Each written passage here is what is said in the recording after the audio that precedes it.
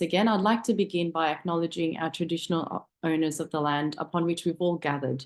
And I think we're all here from across Australia. I'd like to acknowledge the Gadigal people and the Darug Nation, and all the pay my respects to our Aboriginal elders on this blessed land that we live and work from. So this, as I said, an important topic, really important. The perspective that our renowned scholars, and these are renowned scholars on this area, in this field, are bringing to us, I hope will give us food for thought on how to navigate this social problem that we have within Australia, and hopefully some answers. And collectively in the Q&A, they will be presenting us their findings, exploring Islamophobia since October the 7th.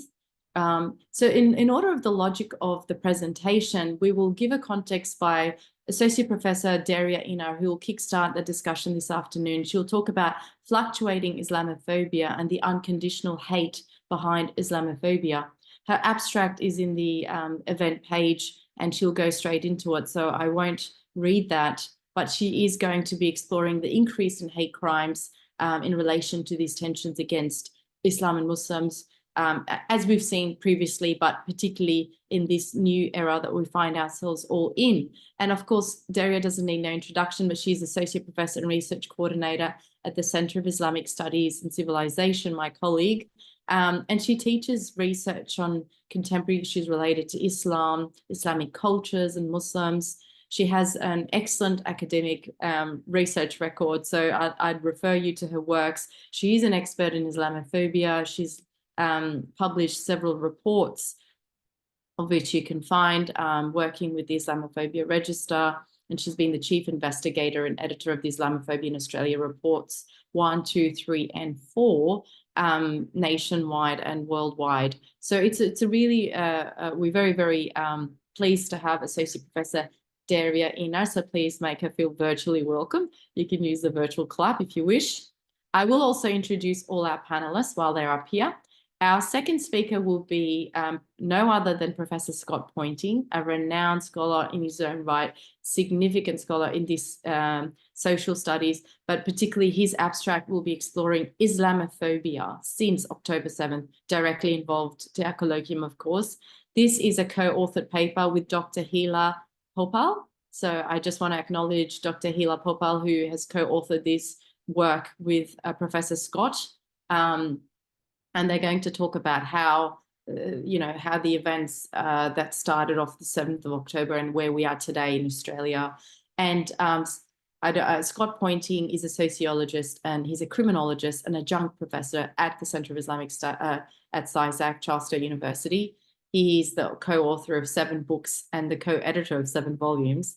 The normalization of the global far right, pandemic disruption, and so many others, racism, violence and harm, ideology, media and resistance. So excellent titles by Professor Scott, and he's forever enlightening us in this field. So please make Scott Poynting and Hila welcome, and Dr. Hila Popal. And our final presenter for this afternoon and is no other than the wonderful and renowned scholar, Dr. Susan Carland. Susan is going to be talking to us about her preliminary media analysis of the 2023 war on Gaza. And she will take us through her analysis and insight of the media perspective. And Dr. Susan Carland is a sociologist of religion, and she is the Deputy Director of Research, Impact and Engagement for the School of Social Sciences at Monash University. She's received the Discovery Early Career Research Award, DECRA. As academics, we all know how wonderful those awards are, and a Churchill Fellowship, and of course her first book, Fighting Islam, Women, Faith and Sexism. And she also led many, many other edited books, and I was happy to co-author in one of her co-edited books on Muslim women and agency. And please give a warm welcome to Dr. Susan Carland. So there you have it, 12:07, and I'm already 2 minutes late, but I'm going to keep a hold of time. So our first presenter is Dr. Associate Professor Derya Iner. Derya, if you're able to please share your screen, or if you'd like, I can share screen as well. and we can kickstart our discussion. Thank you very much. Can you hear me well? We can. Okay, good afternoon, everyone. Selamun Aleyküm. Thank you for sharing your lunchtime with us. I'm joining you from the land of Daruk people, and I acknowledge their elders, past, present, and emerging. Yes, we will start talking about fluctuating Islamophobia and unconditional hate. Within this content, I would like to pay attention to the current climate and how we should read the current climate. Is it a picture of division or picture of solidarity? And this classical us and them discourse, how this reductionist discourse leading to Islamophobia and the rise of Islamophobia, especially after the 7th of October, which is also giving us a clear picture of unconditional, everlasting Islamophobia, no matter what, if the Muslims are victimized or accused of terrorism.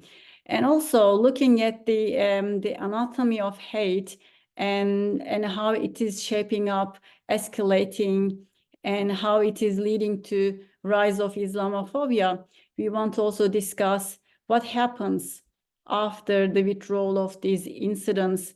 Does the hate disappear suddenly, or what happens? So they will be all in the context of today's climate, which we need to really understand and read it very well. It is a very complex picture. It is not just one-sided story. We see people getting together and calling for ceasefire, and the protests are beyond Muslim, non-Muslims, or Jewish, Muslim matter. People are ethically questioning, weaponizing hunger, mass killing, use of IT technology to trap and kill civilians.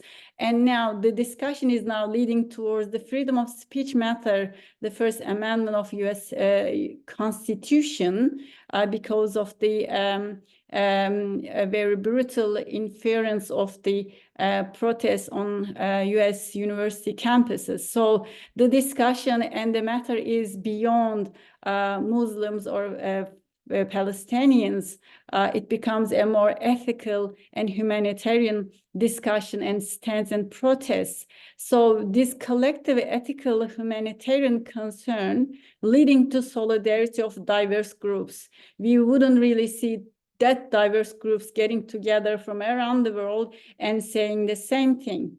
However, the picture we are portrayed, we are introduced through media, social media, is quite binary up and us and them discourse. And the picture is really reduced to the, I think, matter of, are you pro-Palestinian or pro-Israel? Is it a defense or offense?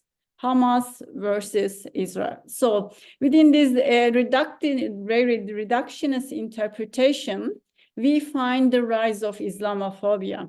And again, I want to underline that while people from all walks of life getting together to express their humanitarian concerns, ethical concerns, that binary discussion in this day and age, especially in this context, is leading to the rise of Islamophobia. And I can say that whoever buys this discourse is supporting hate, whether it be anti-Semitism or Islamophobia, because anti-Semitism is similarly on the rise, probably by those people who are buying this us and them discourse. So everyone from all groups should be very, I think, aware of this discussion. But in the meantime, when we are discussing the rise of anti-Semitism, we need to underline what type of definition we are using. Is it simply discrimination of a particular group because of their race or religion? If it's religion, we would call it Islamophobia. If it's religion and race towards Jews, we would call it anti-Semitism. But if it is critiquing the government of Israel, would we really call it anti-Semitism? And then maybe should we suspiciously we should be suspicious about the rise of anti-Semitism. So I would call everyone here to look at the definition first before buying this discourse. I understand that that is a concern, and that is a very source of uncomfort for our Jewish sisters and brothers.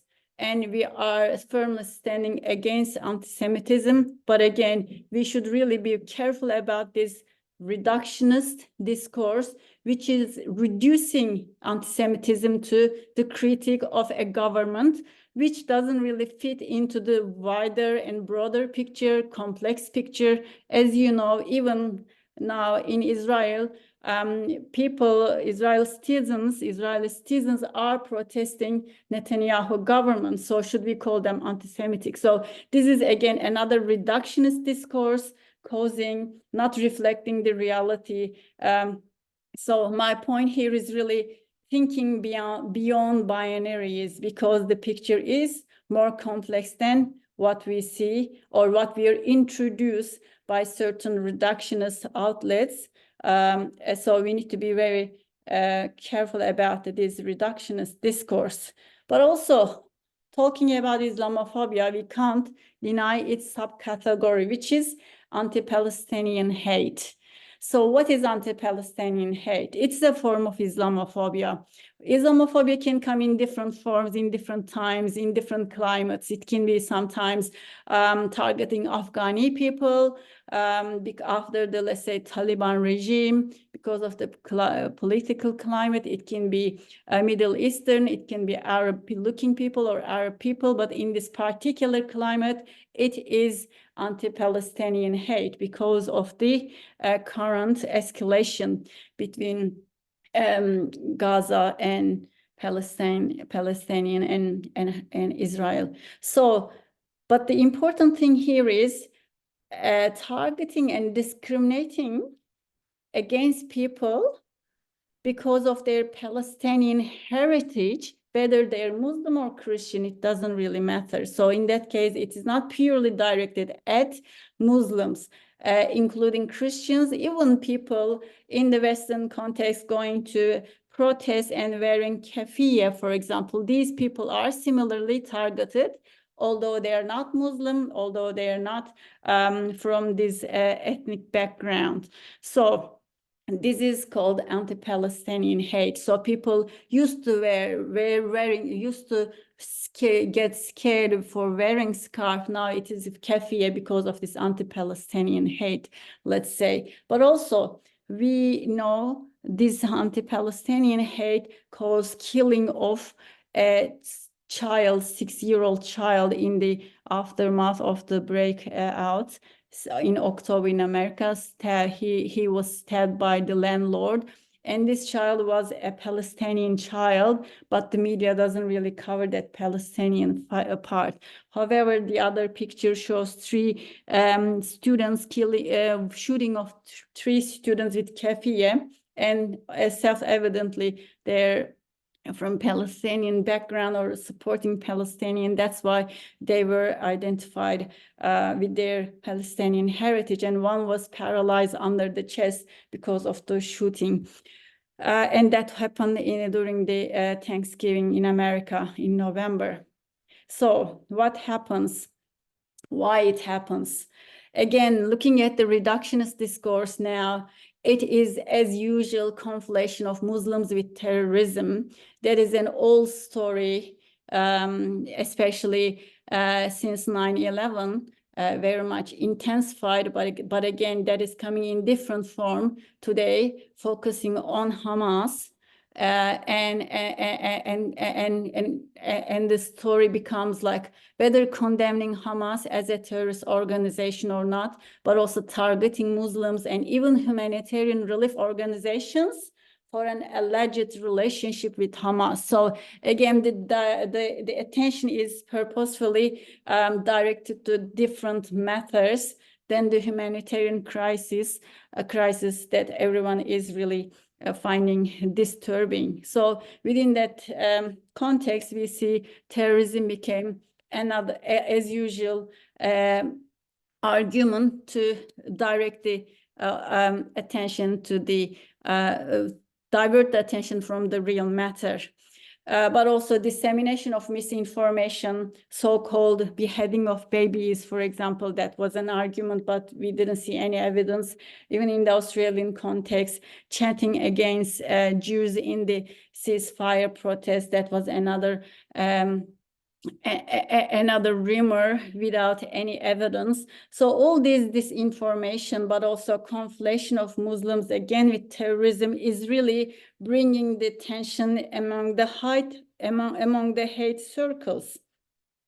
Another level of problem, especially that came to the discussion with the stabbing, 2 stabbings, one after the other in a week in Sydney. So the definition of religiously motivated terrorism, this narrative is very dangerous, because whenever we identify a religion as the source of terrorism, then by default, we are putting all the followers of that religion under suspicion, under scrutiny. What if they support? What if they're ideologically also or emotionally attached to that ideology or that act of terrorism? So there is always a big suspicion behind this type of narrative. But also this narrative is bringing another issue, which is double standard, because religion can be an element in every case. Let's say, looking at the terrorist Brenton Tarrant's manifesto, he is lamenting for empty churches. And then after that, he goes and starts a mass shooting in a mosque, full house mosque, and killing 51 Muslims. But again, this is the man, this is a terrorist who is lamenting for empty churches in his manifesto. So why should we not call his terrorist attack religiously motivated? Likewise, Netanyahu government and the ministers from his government cabinet are using statements or verses from Torah, some passages from Torah, justifying what they're doing today. So should we call it religiously motivated genocide? So if you're not calling them religiously motivated mosque attacks, religiously motivated genocide, why we are very quick in identifying some cases as religiously motivated? Again, looking at this stabbing matter, today even people are discussing the killing of 5 women shouldn't be a random killing. So is it an incel motivated misogynist attack or not? So remember the fact that in Canada, November, last year in November, incel motivated misogynist attack was identified as terrorist attack. So it is another ideology growing. And now women are discussing 25th women killed in Australia recently. So this is they're calling it terrorism. So my point here is the concept is very ideologically loaded. That's why it is still under construction. What is an ideology? What is religiously motivated? What is terrorism? So while these things are really very blurry and still under discussion and under construction, we should really slow down, and we shouldn't start identifying certain cases right away. This is ideologically, this is religiously, but also we need to think about the cost of these hastily made classifications and also labeling of some current incidents, which again lead to hate and discrimination in our society. I would like to also mention, although there is a kind of very ready-made associations and conflation of Muslims with terrorism, very much ready-made frames used to inflate anti-Muslim hate. We see that Muslims are targeted even when they were victims of hate and when they were victims of terrorism, when they are victims of genocide. So I call it unconditional Islamophobia. So no matter what, Muslims are targeted, and the incident reports are always on the rise under such cases. Why? I would say unconditional associations that I mentioned in the beginning are the root problem. And these are triggering, these are mobilizing people to commit violence without feeling any guilt because of these unconditional associations.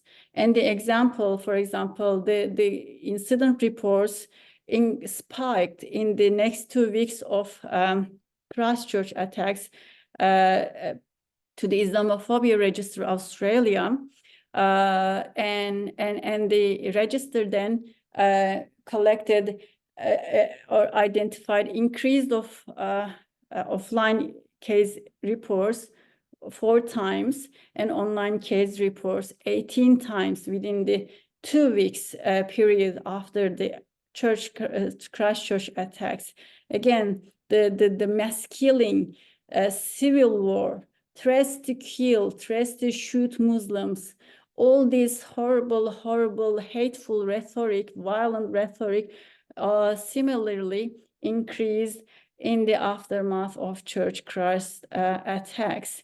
And you can see horrible pictures and horrible comments from people. So this is the example of unconditional and everlasting hate for Muslims. When they were the victims of terrorism, they still received the same level of 2 minutes. Sorry to interrupt. Sorry?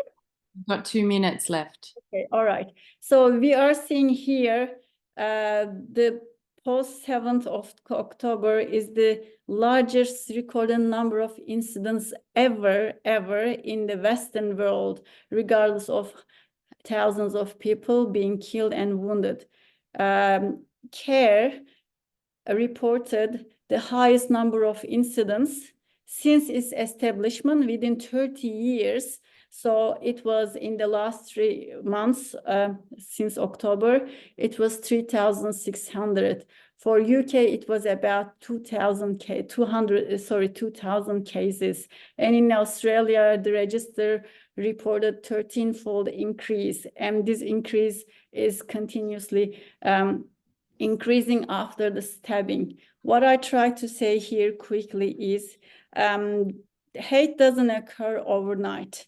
It is becoming implicit and then taking a next step because of the constant exposure of people to inflammatory language. Then it becomes a socially accepted norm. Something is wrong with Muslims, there are problems. So this exposure is really, especially by the biased media and social media channels, because of the algorithms of social media as well, is bringing people to a further level of hate and being exposed to conspiracy theories. And I recently published a paper. I would encourage you to go and read this case, the escalation, how it happens, with examples. And it brings people in times of trigger events, these hate circles using these trigger events in a way that it legitimizes a level of hate which is in very alarming level, very heightened level, and the scale is normally put as like, it started with biased attitudes in the ground level, then it becomes a group of people becoming extremely violent and feeling extreme hate towards Muslims. But I would like to show you that this black part is still the trash is still full on. because, as I said, the increase of hate, maybe not in genocidal level, not in discrimination level, but in different levels, fluctuating, but it's still there, because within the 30 years of care, this is the highest number of incidents they are witnessing after the 7th of October. So my point here, if we want to conclude, what will happen once these trigger events and trigger period finishes? Does the hate disappear? Incident reports, yes, drop. Overt incidents, maybe hate crimes, yes, drop. But what happens to the hate? So the hate doesn't go away overnight, as it doesn't occur overnight. So it is a process. It is there. It needs to be dismantled. But up until then, the hate finds its new forms of expressions, and it comes back to us as workplace discrimination, as systematic bias, as racism, and in different forms that are not easily reportable. My point here is, it is misleading. It's an illusion to think that fluctuating numbers reflect the fluctuating Islamophobia. No, it gets redressed, but continues growingly in different forms. And every trigger event and every trigger period brings a new cohort of Islamophobes who starts to dislike and find it a reasonable hate. But also people who are already in that step is taking another level and showing a more intense level of hate through the machinery of social media utilizing and misusing the trigger events and the tensions climates. So what is stable and unchanging is unconditional Islamophobia. Because of that, tomorrow maybe or sometime later, this period will finish, but then we should start asking what happened to all these thousands of incidents reported to UK Telmama register or care. All these cases, what happened to these people? Did they disappear? No, we are starting then another stage of Islamophobia, dealing with these people and their misconceptions about Islam and Muslims.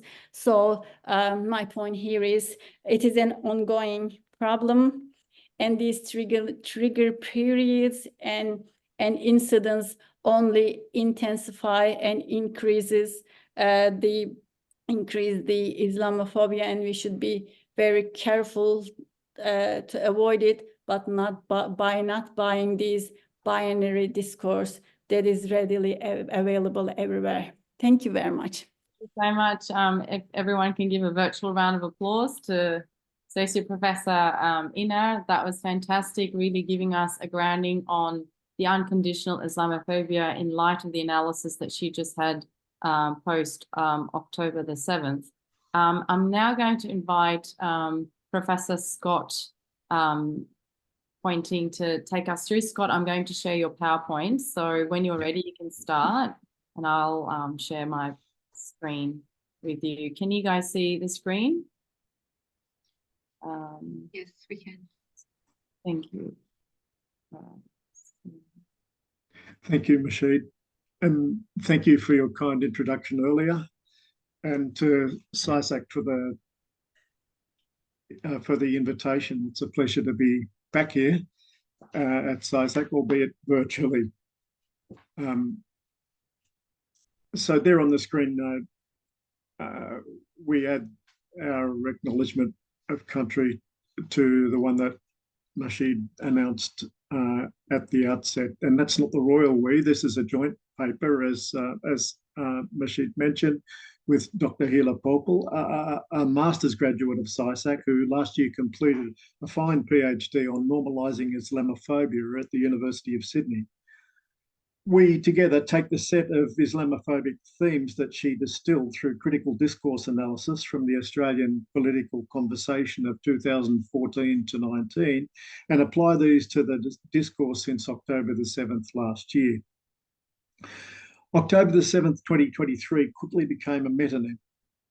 It came to stand for a lot of things and thus ideologically justify a lot of wrongs, much like September the 11th has for over 2 decades. We believe that similarity in the symbolic date and in its usefulness for various colonialist ends and atrocities is no coincidence. It's been precisely intended by the ideologues of the Israeli state. They've learnt well from their US and allied sponsors, we believe. To compare, the terrorist attacks of 9/11 took nearly 3,000 lives. The vengeful wars that followed killed nearly 60 times that many in Afghanistan, then hundreds of thousands, perhaps over 1 million in Iraq. The US told the war that it was to defend itself, lest it be unlawful. You're either with us or you're with the terrorists, they pronounced. Operation Al-Aqsa Flood last October struck terror and occasioned the violent deaths of over 1,000 Israelis, including 36 children. An unknown number was killed by their own defence force, and over 200 hostages were taken. The subsequent Israeli military action in Gaza has to date killed over 34,000 Palestinians, more than half of them women and children. Leading Israelis called for a second Nakba, and Palestinians denounce it as genocide. As we'll see, if you don't start the story with October the 7th, and if you don't endorse the Israelis' reaction as defending themselves from those that hate them and want to kill them, then you're liable to be branded as supporting Hamas, terrorism, and the hatred of Jews. You're with them or you're with the terrorists. With an eye to its aid and arms donor allies, Israel has been representing its counterinsurgency violence against Palestinians as part of the global war on terror since 2001. In the war on terror narrative, the whole story started on September the 11th with an unprovoked and irrational attack by barbarous fanatics. They were widely represented in the West as being barbarous and fanatical because they were Muslim, or occasionally the wrong sort of Muslims. Anyone that was not with the US's and their allies' counter-terrorism enterprise, inherent Islamophobia at all, was branded as being with the terrorists. Their righteous supposed self-defence was necessary because they hate us and they hate our way of life. This they was a slippery entity, ranging from Al-Qaeda to anyone in our suburbs professing Islam too fervently, too militantly, too politically from the point of view of the state's arbiters, or even being fervent, militant and politically engaged while happening to be Muslim. You know this story well. This brief account is for context and comparison. Islamophobia didn't start on September the 11th.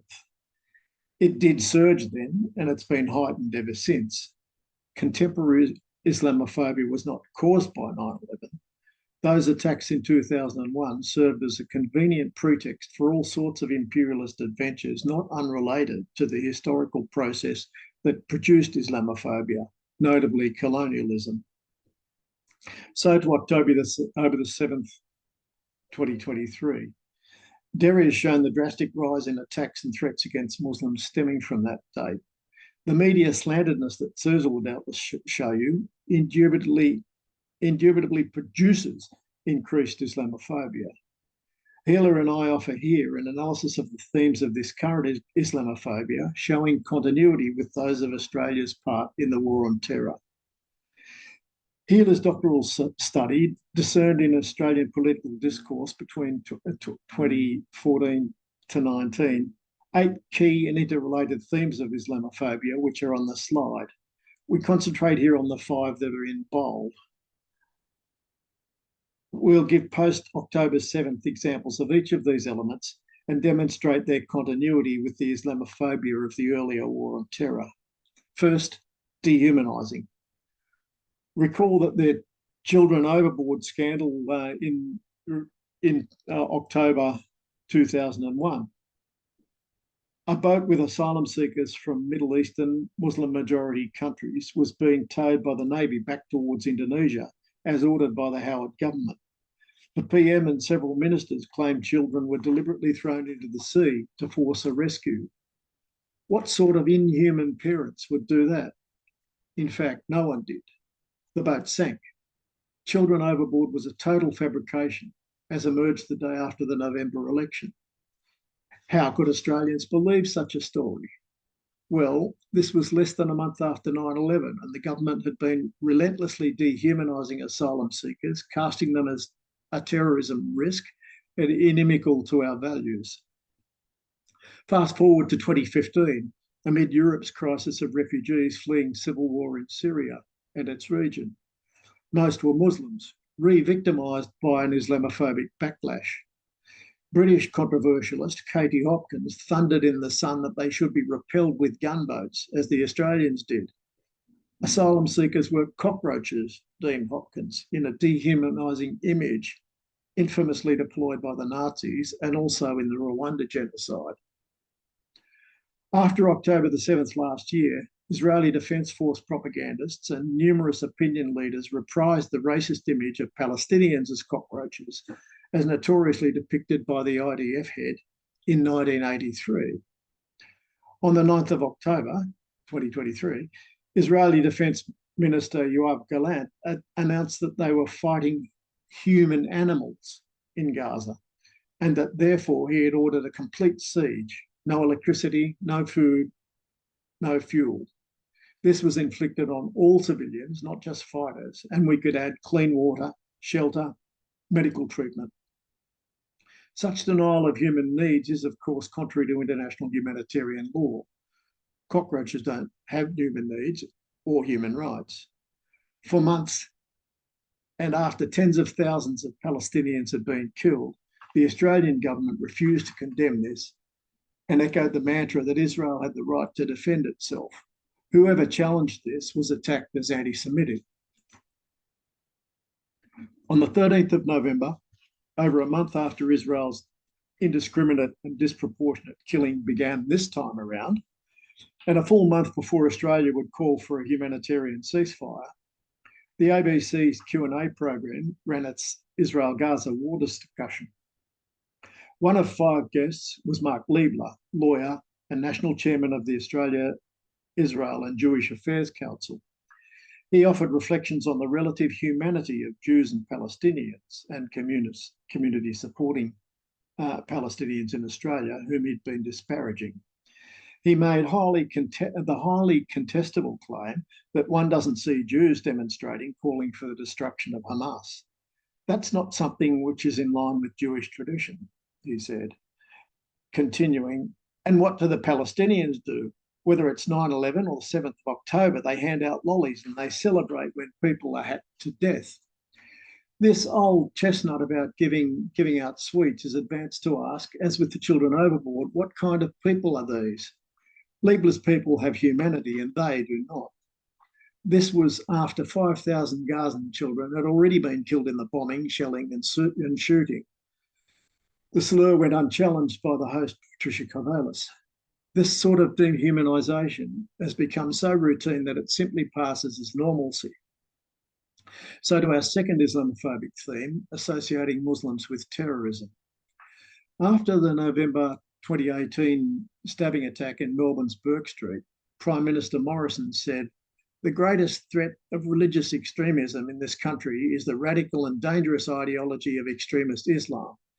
Radical, violent, extremist Islam that opposes our very way of life." The attacker, Hassan Khalif Shiri Ali, was reported to have mental health and substance abuse issues. Friends and family said that before the knife attack, he was distressed by delusions of people armed with spears pursuing him. His crime was not attributed to mental illness or substance abuse, but to terrorism associated with his religion. The previous year, one James Gargasoulis had deliberately driven his car into pedestrians on the same street, killing 6 while in a drug-induced psychosis. He suffered from paranoid schizophrenia and maintained that he was the Messiah and acted on the wishes of God. He was convicted of murder, but the authorities didn't cite terrorism. Wrong religion.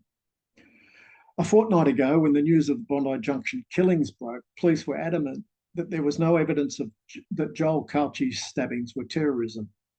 Many have speculated on the official response had the killer been a Muslim, as indeed was averred by some wild social media postings, including internationally. 2 days later, the knife attacks in the church at Wakeley led to a very different state response, one familiar from the last 2 decades.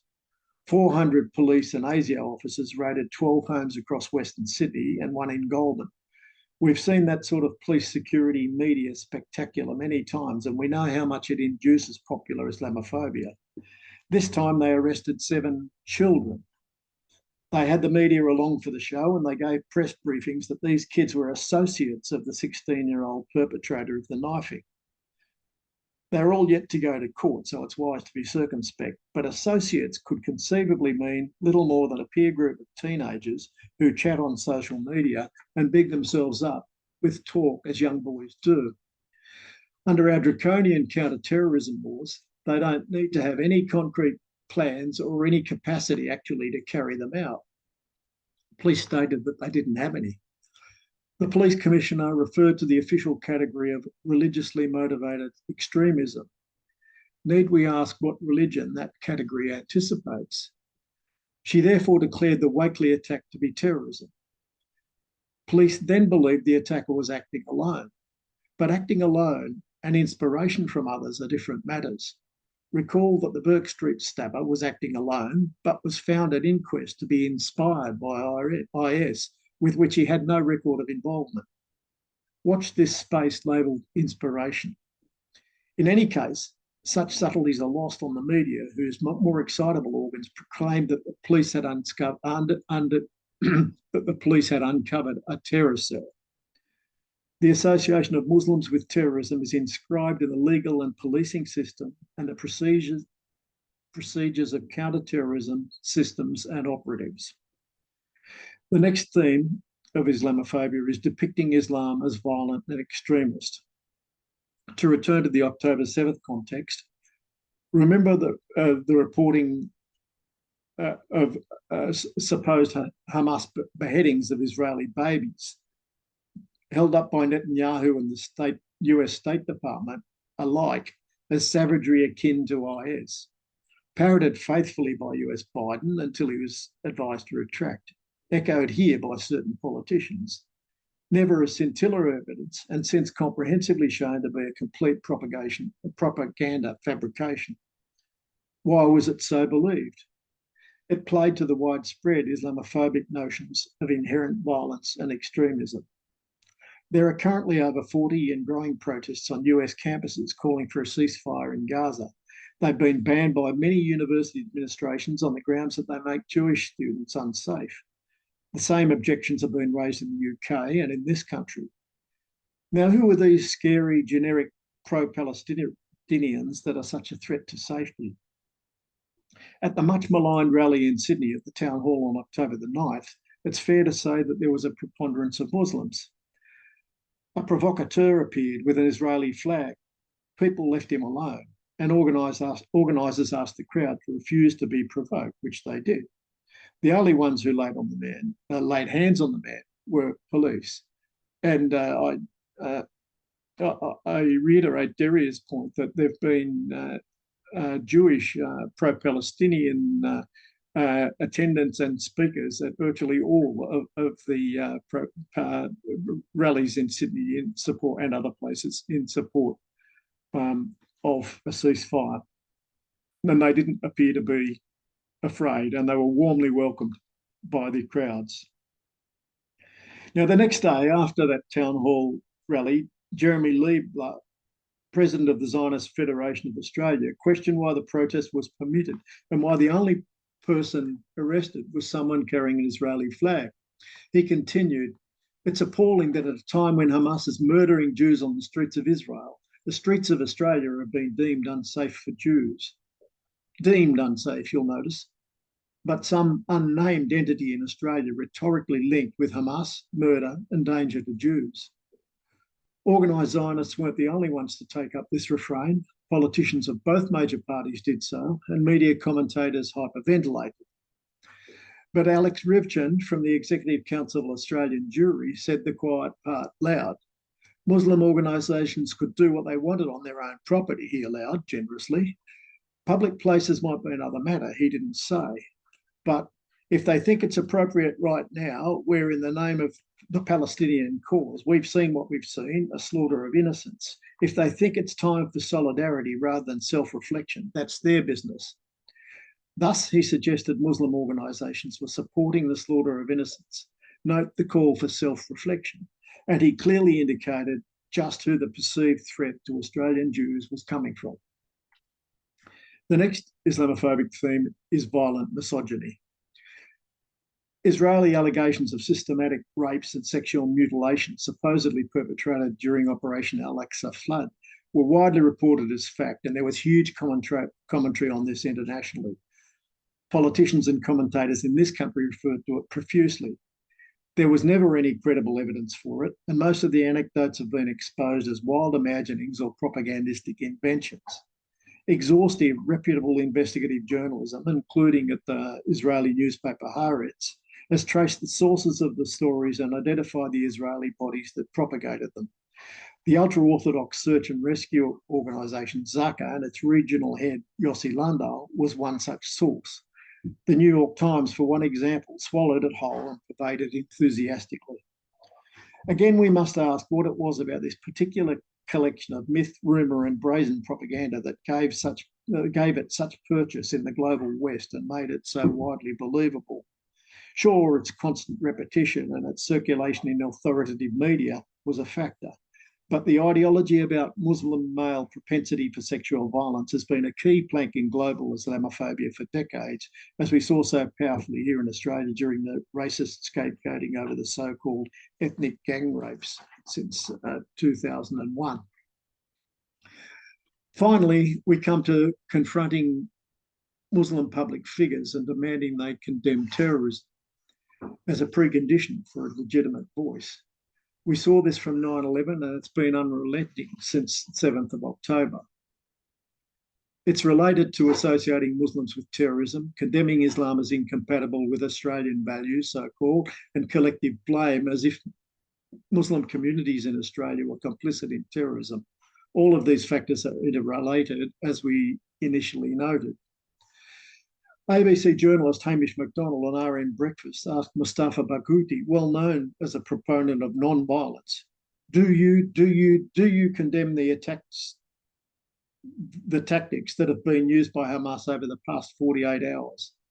Barghouti replied, I condemn any violation of the rights of human beings anywhere. This was apparently not categorical enough for ABC TV's Sarah Ferguson, who on 7:30 the very next evening put to Barghouti, I've yet to see you categorically condemn Hamas's savage actions. Sky News host Danica Di Giorgio on October the 13th harangued President of the Australian Palestine Advocacy Network, Nasser Mashni, demanding no less than 6 times that he condemn Hamas. Erin Molan, in a Sky News interview that same day, continually berated Dr. Randall Abdel Fattah for not condemning Hamas. She rehearsed the beheaded baby stories and talked down Abdel Fattah's information that the claim had been retracted that very day by Israeli authorities. She also reproduced the unsubstantiated claims of systematic rape, later discredited. As Media Watch later pointed out, the interview was not so much journalism as an attempt at public dressing down. A month later, on the aforementioned Q&A program, Patricia Kavalis goaded Nasser Mashni to deny that he was sympathetic to Hamas and, echoing Mark Liebler, challenged him to condemn them. Mashni declined, saying that performing the condemnation for the program makes everything about the 7th of October. He was an Australian citizen, not a spokesman for Hamas, which had in fact condemned on the record in the past, but he was not going to conform to Kavalis's or Liebler's criteria of acceptable discourse. He explicitly condemned the 7th of October attacks on civilians, but that was not enough for Kavalis and leading Australian opinion makers. It was exactly the game plan played over and over again in the war on terror, whereby Muslim spokespeople in Australia were called on to condemn Al-Qaeda, IS, or the latest act of terrorism attributed by a smear to Muslims generally. As we see in the Wakely case, the war on terror is still being waged, even on 16-year-old kids. Conclusion: watch for inspired by and the huge fillip to surveillance and social control of Muslims in the countering violent extremism industry. Thank you so much, Professor Scott Poynting and Dr. Hila Popal. Please give them a virtual round of applause. So I think we really had an in-depth discussion so far, and Professor Scott's just taken that further in his analysis of, both historically what we've been seeing in this country and particularly in light of the events that have been unfolding. And I think the last point leads us really well into Susan's presentation, which I think I'll bring up. So I'm going to spotlight her. So thank you so much, Professor Scott. And I'm just going to spotlight Susan. Okay. And Susan, I think you want me to share the screen. Yeah, is that if you could, that would be great. Share my screen. So could you speak again, Susan? Come a bit closer to the microphone. Can you hear me? Yeah, a little bit distant, but if you can come a little bit closer. Yeah, I think it's good. I feel like you're up my nose now. I don't think I can get much closer. I know, that's very clear. I think there was something that wasn't coming through, but I can hear it now. So no, you're good. You're good. Okay. Let's move back a bit. Yeah, if you could share my slides, that'd be great. Thanks. Sure. Just bear with me a moment. I do have them up. Now, I haven't done Canva in a while. So are you able to see my screen, guys? Not yet? Okay, just a moment, please. Here we go. Okay. Can you now see my screen? So Susan, can you see my screen? Yeah. All right. So when you're ready, so those of you who've just joined us, we're going to have Dr. Susan take us through her final presentation, and then we're going to go into Q&A. Uh-oh, what's going on here? Present. Do I just press that? See down the bottom where it says present. See that at the top or at the bottom? Yeah. If you go, see where it says present where you were? Yeah. Yep. That.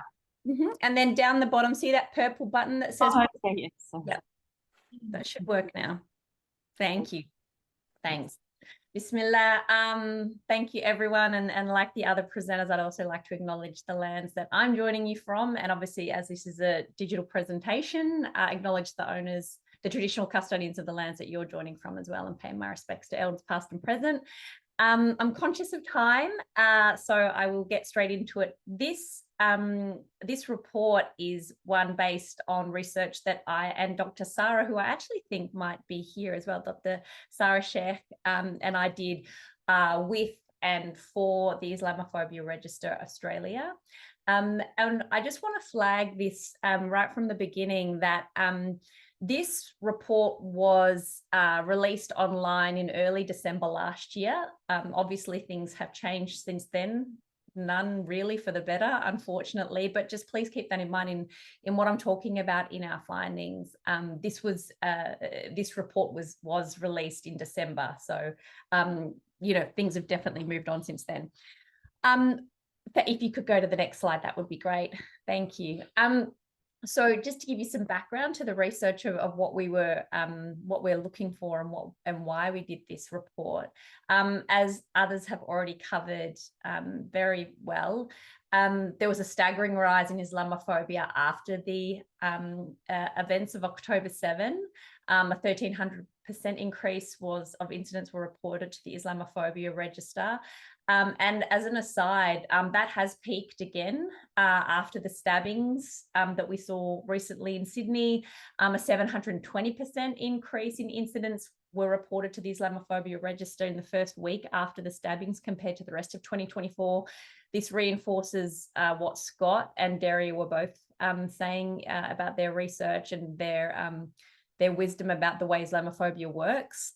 Now, what our analysis was of media was one of, as has already been covered by the other two presenters as well, but it's worth just reiterating here. that anti-Palestinian racism is a specific and documented form of Islamophobia. And that is why primarily this research was of interest and importance to the Islamophobia Register Australia.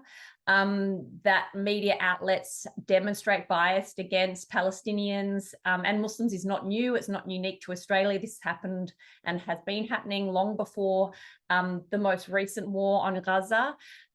So it's important that we understand this research in this broader context of documented and established discrimination against Palestinians, and that it is a specific form of Islamophobia. And this is why it is of concern to the Islamophobia Register. And as has been touched on already, but it is worth mentioning again that, of course, anti-Palestinian racism does include the Palestinian Christian experience as well, of course, and that shouldn't be overlooked. And their specific examples need to be recognised. But in the same way that, for example, Sikh men were targeted, in some cases even killed after 9/11 because of Islamophobia, it's important that we're also attuned to the way that non-Muslims are also swept up in Islamophobia because of the flattening effects of racism and prejudice and bigotry. So we need to understand that in this context as well. And as I said, the register was concerned with this because anti-Palestinian sentiment and racism is a form of Islamophobia. And we also can't ignore the role that the news media has in influencing public perception of critical events such as the Israel-Gaza war, the war on Gaza, and the way these feelings can then translate into destabilising and divisive events in Australia, as has also been covered by Derya and Scott. So the register was interested in this research first and foremost in terms of documenting the way Palestinians were being portrayed in the Australian media, but also because of the subsequent and knock-on effects of the way that presentation then affects what happens in society in Australia as well. Next slide, please. So with that out of the way, what our research focused on was that we were looking specifically at social media accounts of the Australian media, and we did that for two reasons. Number one, previous research has shown that exposure to media can induce Islamophobia. This is a fact. And also, the most recent global research by Reuters found that social media is actually the main way that people of all ages come across news online. So we know that social media does guide Australians in certain readings of the war on Gaza. And so we really wanted to focus on that specifically.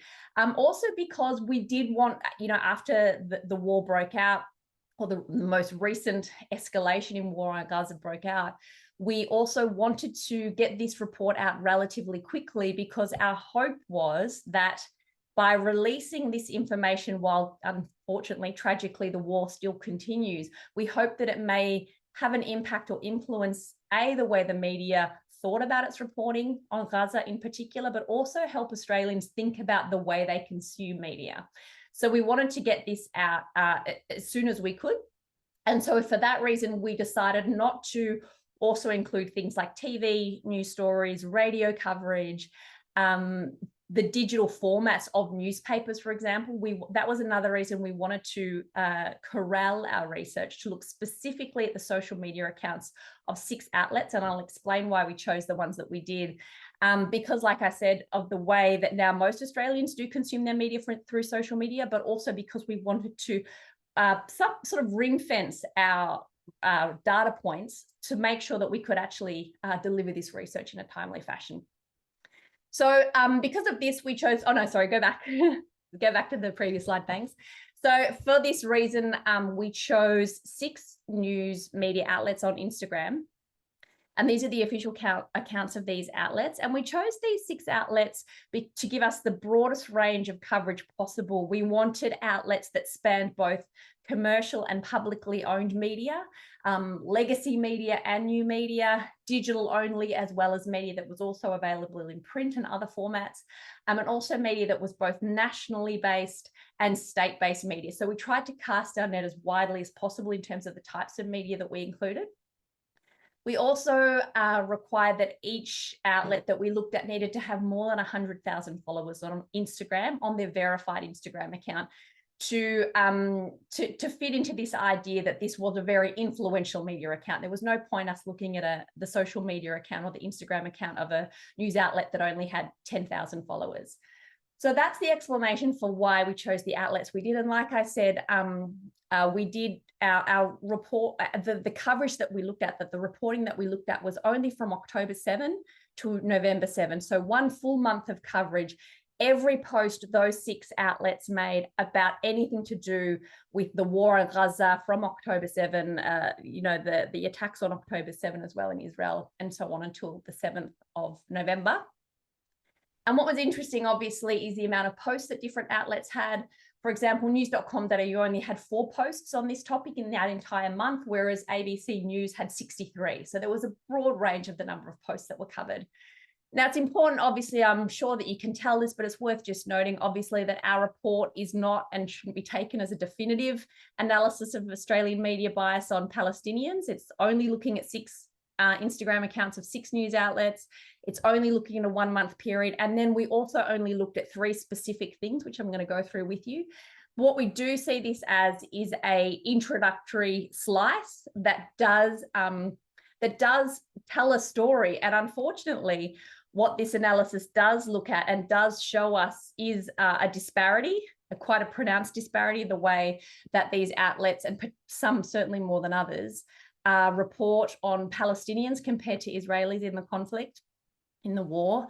But it's also worth noting that even looking for balance is a problem. It's problematic that when we look at these 6 outlets and go, are you reporting on Israelis and Palestinians in a balanced way? That is something that we think should cause us to pause when this is not a balanced conflict. This is not a balanced war. The disparity in terms of casualties and victims is greatly unbalanced. And the fact that we found, even just looking for balance, even if we said, can we even find balance, the fact that that was not found when looking at the coverage of Palestinians compared to Israelis is all the more concerning. And I think it shows the place from where this kind of analysis begins. Okay, so moving on to the next slide, please. The 3 areas that we focused on were humanizing stories, which Scott also mentioned. We looked at it in a slightly different way, which I'll talk about. The use of descriptive words and the grammatical voice. I'm going to explain 2 of them to you in particular case because I want to articulate what exactly we were looking at in these 3 areas. I think the use of descriptive words is pretty self-explanatory, but if you could go to the next slide, please. When we're looking at grammatical voice, the reason this matters, and I know this might sound like we're going back to year 9 high school English, but it's an important one for us to keep in mind, is that there's a distinction between the active voice and the passive voice that I'm sure many of you might remember from high school English classes, which is, and this matters more than just clarifying our prose, because it tells the reader who an actor is in a sentence. And that really matters in our conversations about war. So the active voice is the dog bit the boy. The dog is the actor. The dog is the one doing the biting. Whereas the passive voice says, the boy was bitten, meaning that we don't know who bit the boy, but we know the boy was bitten. That was what happened. What's more concerning, and this is the thing we were really interested in with our analysis, something called the middle voice that we don't actually talk about much. People don't talk about a lot. The middle voice exists beyond the active and the passive voice, and it removes any possibility of an actor causing an event. So I'm going to give you an example now. This is from some of the posts that we analyzed, actually. The active voice would say that Israel dropped bombs on Gaza. We can clearly see who was doing the action. Israel was dropping the bombs on Gaza. The passive voice says bombs were dropped on Gaza. We don't know who did it, but bombs were dropped. What the middle voice says is that bombs fell on Gaza. And what's significant about this, and I'll get to it a bit later as well when we talk about it, is that by using the middle voice, any actor, anyone causing that act is completely removed from our understanding of what happened. And it implies that the bombs fell is like a natural event, like snow falling or rain, that there was no one that caused it. This thing just occurred. This matters when we understand what is happening in a war and who is doing what, who is the perpetrator and who is the victim, particularly, as I said earlier, when we're just looking at balance. How are these things talked about in terms of both groups? If we could please go to the next slide. And in terms of humanizing stories, and like I said, I note that Scott also addressed this in a different form, which sort of deftly shows how pervasive the dehumanization of Palestinians is. And for our research, we focused on a specific form of dehumanization in the media. So we looked at this because language is part of what's been referred to as the covert operations of war, the way this language is used. And while we assessed all posts in this 1 month period, for an outlet to pass the humanizing test, they only needed to include just one post in that entire month period for them to be considered having passed the humanizing test. So we came up with this test, and what it says was that for a post to have been considered humanizing of either Israelis or Palestinians, they needed to include just 2 of the 3 categories. So not even all 3, just 2 of the 3. And they needed to include at least a first name for the person. So they're not even the surname. They could just use the first name. They needed to show their face, and or they needed to use at least some of their own words, and translations was okay. So like I said, to count as a humanizing story, they needed to include just 2 of 3 of those criteria there. All right, so now just to jump quickly to what we found. Humanizing stories. If you remember back to the slide we just looked at of what the criteria was, we found when we looked at the full month of the outlets, of those 6 outlets, only 1 of the 6 accounts passed the test for humanizing Palestinians, just 1, while 5 of the 6 accounts passed the test for Israelis. That means that only 1 of the 6 accounts included a post that showed either the face, the voice, and or the first name of a Palestinian person. So for example, the Australian had 10 posts about Israelis that passed this test, but not a single post that passed the test for Palestinians. All right, if we could go to the next slide, please. When we look at the descriptive terms, we were just looking for that problematic idea of balance. We were just looking to see when the stories about what happened to Israelis and what happened to Palestinians were compared, did they seem by and large to be balanced in terms of the descriptive words that we used? And we weren't being ridiculous about this. We weren't trying to say, well, if you use the word massacre, then you must also use the word massacre for the other side. We were even just looking for a general concept of balance.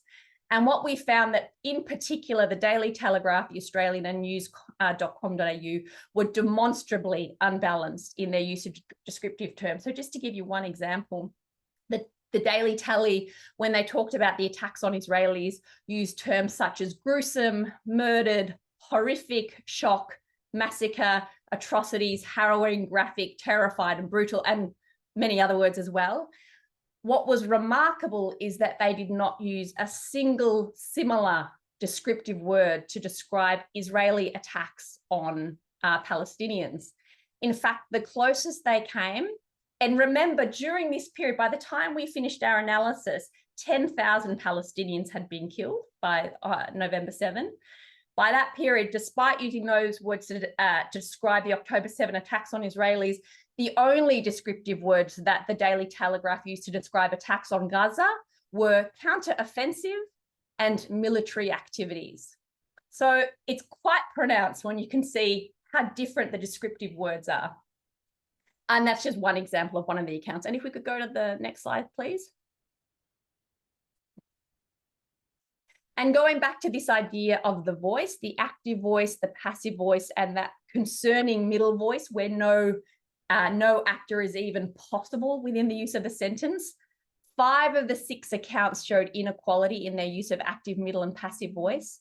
The active voice was more likely to be used when describing attacks on Israel by the 5 accounts. So when saying things like Hamas attacked Israel, the active voice was being used, whereas the passive voice was more often used to describe attacks on Gaza. So bombs were dropped on Gaza, Gazans were fired upon. So using the passive voice, so that the actors were not named.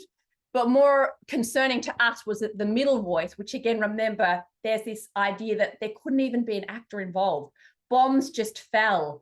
Palestinians just died as opposed to being killed, was never used for any of the attacks about posts on Israel, but it was used by 5 of the 6 accounts when reporting attacks on Gaza.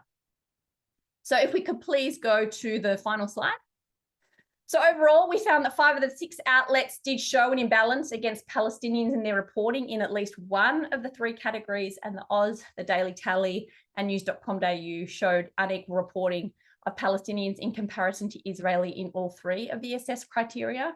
Again, I would just like to reiterate once again, we are seeing an imbalance in reporting in a very unbalanced conflict. And I think this is something that should be top of mind for us, that we are not even seeing balance in a very unbalanced conflict. And in the grand scheme of things, you know, a media analysis might seem quite insignificant when, you know, horrific events are going on. But we, again, when we remember that it is through social media that the majority of people of all ages are getting their online news, this stuff really does matter in terms of sculpting public opinion. These grammatical choices shepherd audiences in the way they think about the parties involved in this war.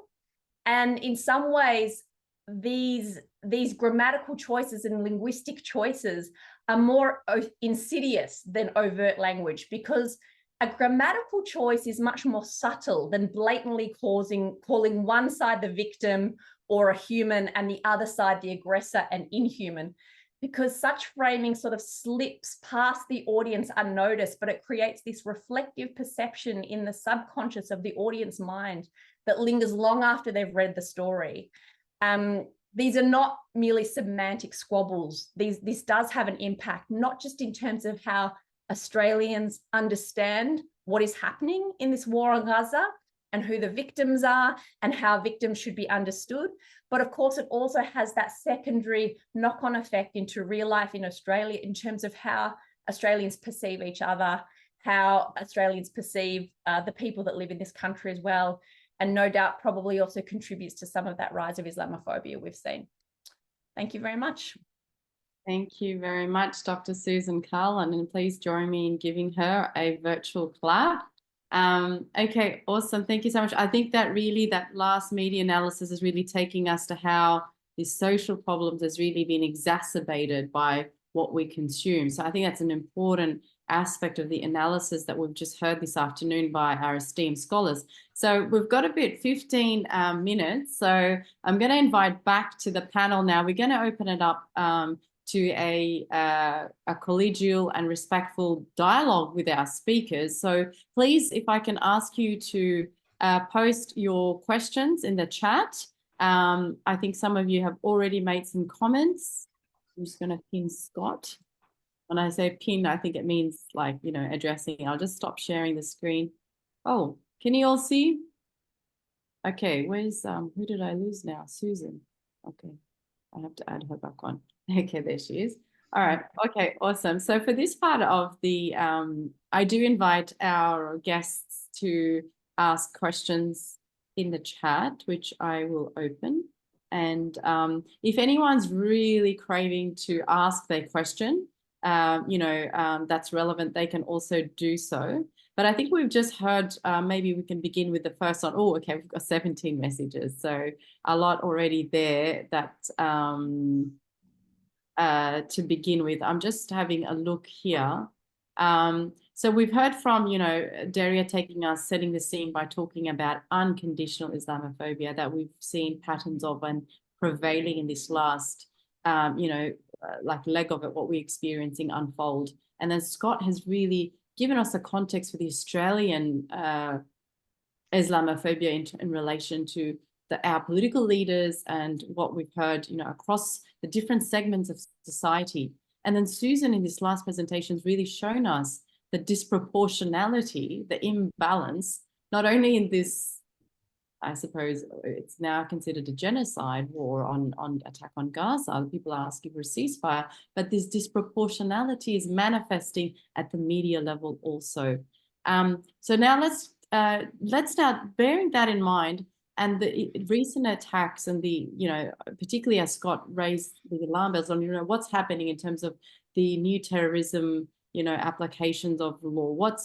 How is this going to unfold? So we've got a question here by Keith Thompson. Keith is, are you still there, Keith? If you are, just give us a thumbs up. I'm not sure. Is Keith still there, Zuleika? Can you see any thumbs up? No, okay. Well, he had a question about it took nearly 250 years for anti-Catholic hatred to subside in the UK after November the 5th, 1605. I'm not sure if that's a number or what can we do to expedite such reduction in the modern world? So he's talking about the experience of the anti-Catholic hatred, I think, which is often sometimes raised. Okay, maybe I'll read another question and then I'll allow a discussion. So Zia is thanking Dr. Iner for pointing out the religiously motivated Israeli state terror or radical Judaism as also as I suppose a reality that we are seeing today on Gaza, or rather religiously motivated Israeli genocide of Palestinians. So there's a lot of thank yous and the role of CVE in the industry in generating Islamophobia. Okay, so let's just take a pause there. And the last question, what are the impacts of media calling it an Israel-Gaza war, Israel-Hamas war? Is this considered factually correct? So maybe we can end with that last question. But we can jump back at, the racism and with comparing Islamophobia with Christianophobia or Catholic phobia, and then take it from there. So who'd like to take that first, maybe? Can I just jump in maybe just to address the first question by Kate, because I talked about this reductionist discourse, but also in the meantime, there is very, I think, vibrant discourse, especially now everyone has a phone to record, post. So everyone becomes a media channel if they want. So there is I think, plethora of voices and diversity, and we are able to see alternative stories to what is imposed on us. So that's why I think it has mobilized more people around the world more than ever this time. Obviously, the scale of genocide is very mind-blowing. It's very severe. But in the meantime, people have immediate access to what is happening and the diversified discourse. So I see that like anti-Catholic discourse taking time to obviously go away, or it may be quicker because of that diversity, but in the meantime, there is the threat of this, social media algorithm. So based on what you watch, you're fed by that, and it becomes a very vicious circle, and you find yourself in a very close-minded group of people. So I think it is in people's hands to choose where to be and how open to be. That's why personally I follow some Zionist and Jewish websites as well, and also their social media, just to understand alternative discourses, to challenge myself as well. So if we have this type of, I think, understanding of diversifying our information channels, at least we will be alerted to different realities instead of imprisoning ourselves into one discourse. I'm quite hopeful in comparison to the monopoly of media, because it is broken by social media, broken by individuals' activism. So at the end of the day, it's people's choice whether they want to imprison themselves into a kind of an understanding, or they want to reach out and explore what is already available out there. Thank you, Derya. Okay, anyone else want to jump in and respond? Scott and Susan, if you guys have anything to add. Go ahead, Scott. Did you want to say anything, Scott? No? Not to add anything at that stage, no, thank you. I think, Susan, were you going to say something? No? No, I was just motioning to defer to Scott. There was a question about the media earlier, but I think I'm really bad at reading back the chats. There's a lot of discussion on the chats, which I was really happy to see. There was a There's a question about CVE. I guess a little bit topical, so I'm going to bring that one in back. Shakira Hussain, she's saying, thank you for pointing out the role of CV industry in generating Islamophobia. So would any of you like to, I think Scott, I'm not sure, I think that might be for your presentation. Did you want to address that? Sure, just very briefly, I think it's been well demonstrated that, you know, among other people by Randa Abdel Fattah, that the CVE enterprise in Australia and others have demonstrated in Britain that their equivalent is basically all about surveillance of Muslim communities in the nation and really intimidation of people to prevent them from participating as other people, as all people are entitled to do, in the political culture of the nation. So that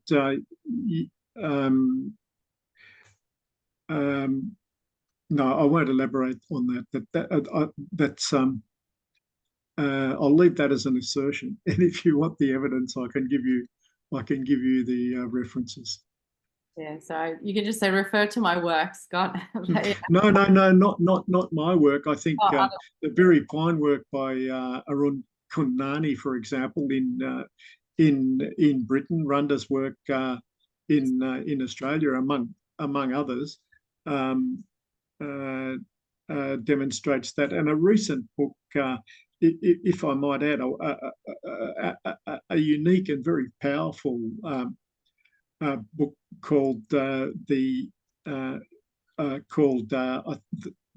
Suspect. About the experiences of a then postgraduate student in a British university who was targeted because he had the Al Qaeda's manual on his hard drive and it was publicly available on the CIA's own website, and he was researching terrorism for his PhD, and one of the reasons that was officially noted on his file that he was targeted was because he participated in a rally in support of Palestinians and against the Israeli separation wall, and that remained with him ever since. That's that sort of targeting that I have in mind, and it happens here as well, of course. Okay, thank you so much, Scott. I'm just going to go down to the bottom now. There's a couple of questions here, so maybe we can get some quick responses if possible. I want to note Robin Whitaker, who said that she said a comment about the passive voice and reporting of violence against women. I think this is an issue, obviously, that's socially for Australia. It's very relevant. I'm going to read a couple of these and then allow the panels to respond. Okay, and then there was a comment here about the media. Okay, Samina says, as a common people, how do we dilute the negative misinformation the media is giving to its audience? So maybe, Susan, if you want to start us off on that one. How can we dilute the negative misinformation the media is giving to its audience? I wish there were a simple answer. I think the social misery companies are probably the most destructive force in our society at the moment. And I think we actually underestimate just how destructive they are. And honestly, and this is going to sound incredibly negative, but it's how I feel. I feel like we are trying to hold back the tide with our bare hands in trying to refute this. That doesn't mean we shouldn't try. That doesn't mean that it's not important that we do try to change things, point out inaccuracies. We can't just, roll over and acquiesce to it. But it is so pervasive, it is so ubiquitous, and it is so insidious. And as I said, you know, from what we found from our research is that it's so, some of it's overt. Like, you know, there's stuff that we all go, whoa, that was like a smack in the face, the way the media or that person or that outlet spoke about that group of people. But a lot of it is very subtle. And so we as consumers don't even realize what we are being fed and how the language we are being fed shapes us and the way we see things. So I think I wish I had a clear answer for you. I guess the only thing I would say is that we shouldn't give up, and we shouldn't assume that nothing can be done. You know, our very, very, very modest, very humble report, which, you know, is barely a drop in the ocean in terms of contribution. I did have journalists get in touch with me after reading it, and politicians saying, wow, that actually made me think about this differently. This has changed how I will write, for example. And that's just our little thing. Now, you know, it's only a couple of people. In the grand scheme of things, that's not a big change, but it's something. And I guess the bigger danger isn't just what the social misery companies are doing to our society, but it is it's despair from us. So I guess we have to just be extremely vigilant to what's happening, conscious of it when it also doesn't just affect us personally, but affects many groups in society, and try to be attuned to it and stop getting our media from social media, stop getting our news from social media, take a much more critical eye to what's happening, and be also very conscious and very critical of all the media that we consume, not just social media outlets, but even the mainstream ones as well. Absolutely.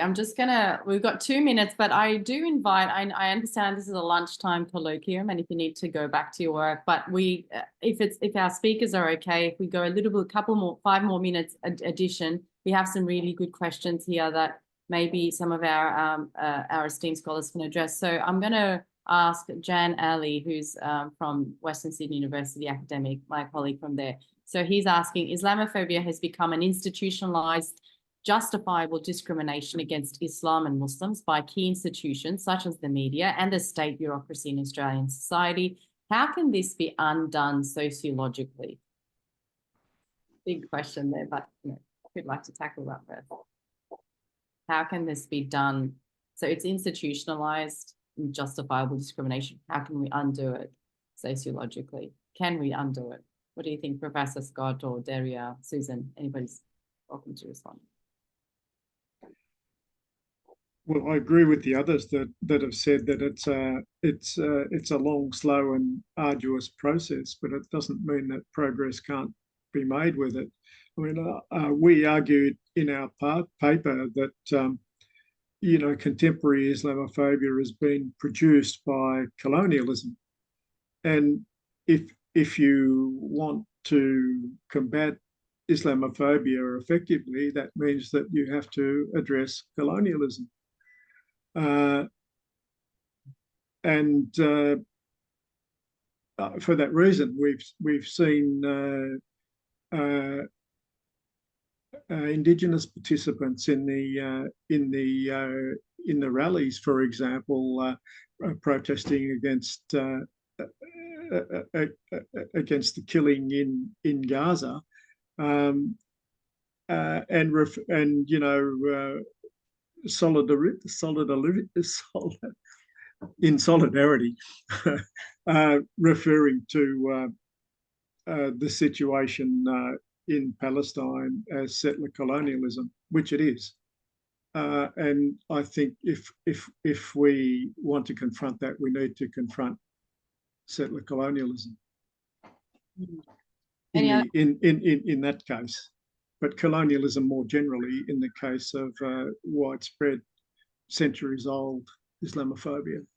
Well, it's become like right now, you know, there's a bit of a tension, global South and, you know, and the Western countries. I think we're seeing that pan out. But let's move on. Sarah Sheikh, I think, did you say she co-authored with you? So she's got a comment or state question. I think it's in the similar lines. Can we justify the war on Gaza? And has it been possible to go on be justified in the West because of the war on terror? So because I think you talked about the war on terror and the heightened Islamophobia it generated. And maybe if, before I allow you to answer, in relation, linking to that, Stuart's question or comment, the research showing rise in Islamophobia post-October 7th, what research has occurred, he's asking, to look at ways to reduce Islamophobia post-October 7th, taking into account, he says, the dominance of the right-wing Israeli narrative that focuses on crimes by Hamas and the taking of hostages. Two questions. Maybe we can think about that. Anyone want to take that?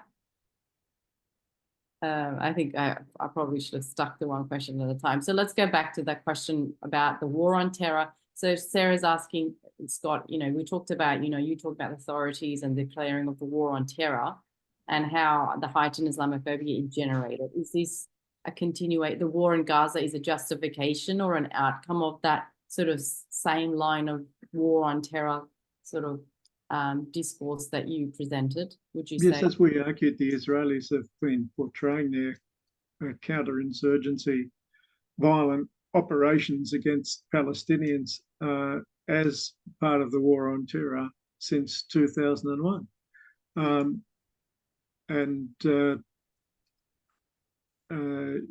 Obviously that's, as we said, with an eye to their US and other allies that support them. But they're continuing to do so.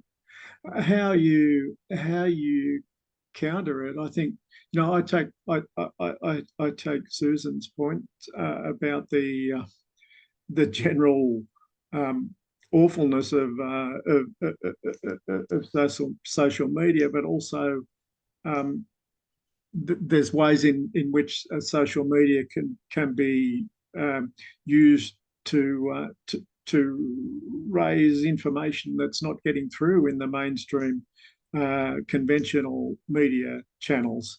And it's been very effective. All of that footage that we've seen coming directly out of Gaza has reached us via those means, and thanks to the heroic, courageous efforts of Palestinian journalists there, many of whom have been killed, to do so. So if we want to humanize in the face of dehumanization, I think images of the victims of that genocide and genocidal ethnic cleansing that shows faces, shows names, shows people, gives us their words, gives them a voice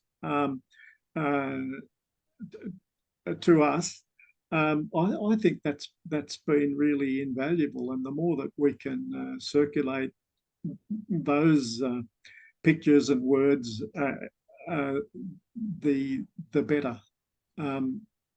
So there are ways, and you won't find them in news limited organs, I'm afraid.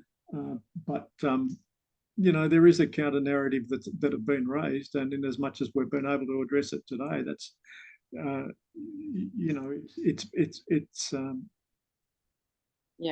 it's there. Thank you so much. I guess we are all over time, as it's such an important topic. I could right now, there's a lot of comments that were made about, the role of educations and educators, from what I can see. And I think Helen's point, thank you, Helen, from CSU as well. I acknowledge our colleague from there. And also, like I think Keith asked earlier, he's also from, I think, another university. In relation to educators, right now, as we're seeing the encampments in America and in our own Sydney University right now, and in Melbourne, of course, and so it's becoming a global trend. What, if any, is the role of institutions like universities and academics like yourselves, in kind of informing and educating, because it's becoming, I guess, really, it's become a question, as you said, Derya, of freedom of, the First Amendment, free speech, essentially, on American campuses when the arrests are being made. Do you have any comments or guidance for our educators who might be in academia? They're navigating all of this. How do they educate their students to be critical thinkers, but at the same time, how do we navigate this? Any wisdom or insights that you want to share as parting words before we leave off? Maybe if I can start with you, Dr. Derya, then we can go with Scott and Susan as last words. Yeah. Thank you very much. I think media literacy matters, but also I think people marginalized in one way or the other. It can be even women. I think one audience was saying the same rhetoric used against women as well. So whoever is victimized in one way or the other, and we saw it during the, I think, killing of George Floyd, and then Black Lives Matter. So it turned into a global movement, really. So, and now even the case of genocide in Palestine, again, similarly becoming a humanitarian moral response to what is happening. So in that regard, I'm quite hopeful, as long as we don't intentionally close ourselves to the fact, because that is coming from all directions through different channels and individuals, even postings from the land, from Palestine. So it is there. It's all about our moral compass. I think sometimes the moral compass is our teacher. Knowledge itself doesn't help, because the equation of all these interests and all these, you know, opportunities and everything becomes a role. So at the end of the day, what matters is our moral compass, I guess. But also I'm hopeful, as I said, the movement is not necessarily about particular nations' history, but also using information technology to trap and kill people. And again, use of mass media, but also freedom of speech becoming a problem. People are realizing other relationships beyond universities and agreements. So this is like an eye-opener for ethical, I think, what should be the ethical stance? And that is important. Once we start thinking broadly and seeing the, I think, patterns beyond particular incidents, I think more people will get together to realize and speak up. Absolutely. Thank you, Associate Professor Derya. Any parting words from you, Susan? I don't think I have anything particularly wise to add. I think, you know, it's a grim time, I think, for so many people, for so many reasons. And I think, you know, I guess if today's shown us anything, it's that, you know, we've sort of got the granular analysis, and then we've got the bigger picture, you know, broader view of the terrible things that are going on. And this is a very difficult moment in time, but it is just a moment in time. And these are much more, as, you know, Derya and Scott have so profoundly articulated, what we are tragically witnessing now, and the, you know, beyond words events are sadly, this hasn't come out of nowhere. This is not an isolated event, sadly.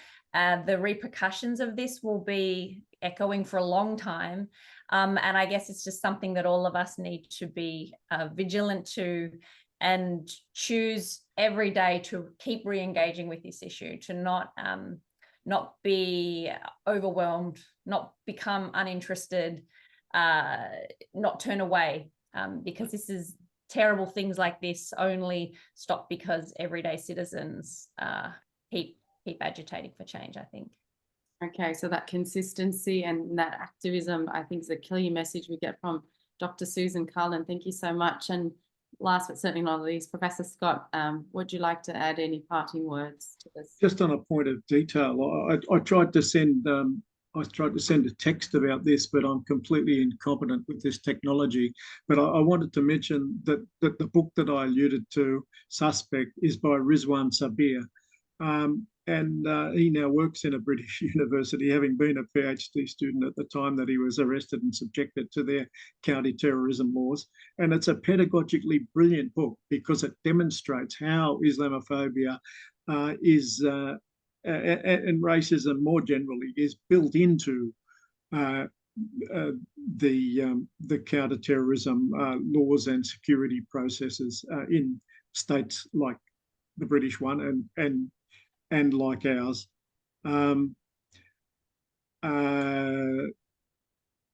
Yes, that's all. I think we need to keep an eye on that.